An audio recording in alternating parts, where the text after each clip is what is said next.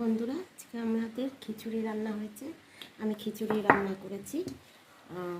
এই দেখো, এই হচ্ছে পাঁপড় ভাজা। খিচুড়ি খিচুড়ি আর পাঁপড় ভাজা। দেখো, আজকে আমি একা আছি। দুপুরবেলা তো বাইরে বৃষ্টিও হচ্ছে,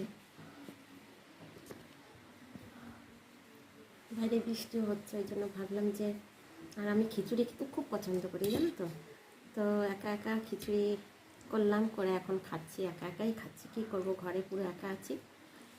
আমার স্বামীকে সকালে ডাল ভাত আলু সেদ্ধ পাঁপড় ভাজা করে দিয়েছে, খেয়ে চলে গেছে। তারপরে আমি এই দুপুরবেলায় খিচুড়ি করলাম, খিচুড়ি আর পাঁপড় ভাজা। আমি এখন খাচ্ছি। তোমরা কে কে খিচুড়ি খেতে ভালোবাসো, তা চলে এসো বন্ধুরা।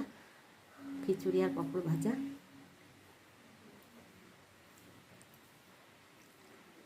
ভালো হয়েছে খেতে।